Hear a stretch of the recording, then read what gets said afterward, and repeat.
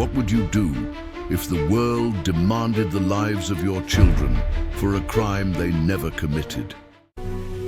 Today, we journey back to one of the most heartbreaking stories in the Bible.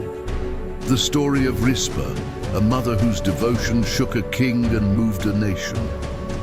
Rizpah, daughter of Aiah, lived within the royal court as a concubine of King Saul.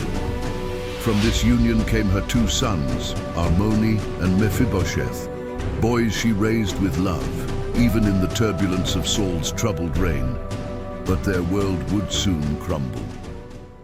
After Saul's death, Israel faced a devastating famine lasting 3 years.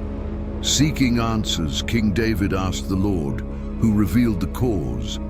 The famine was a consequence of Saul's past violence against the Gibeonites, a people Israel had sworn to protect. To right this wrong, David approached the Gibeonites, asking what reparation they sought. They refused gold, land, and bloodshed from innocent Israelites. Instead, they asked for 7 male descendants of Saul to be handed over to them, to die in place of the guilt Saul had brought upon their people. Bound by ancient customs of justice, David agreed. Among the chosen were 5 grandsons of Saul and Rizpah's own sons, Armoni and Mephibosheth. In a barren, sun-scorched place, the Gibeonites executed the 7 men and hung their bodies on a hill as a declaration of justice fulfilled. We cannot know with certainty whether Rizpah watched the execution, but what mother would not run to the last place her children breathed their final breath? Her grief was indescribable, but her actions spoke for her. Because the bodies had to remain exposed until God's forgiveness was evident, they were denied a proper burial. In ancient belief, this was the ultimate indignity.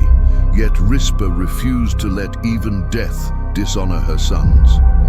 She spread a sackcloth on a rock and kept vigil, day after day, night after night.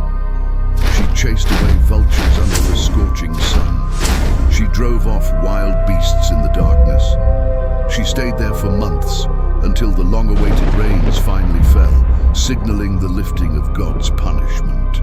News of her unwavering loyalty reached King David.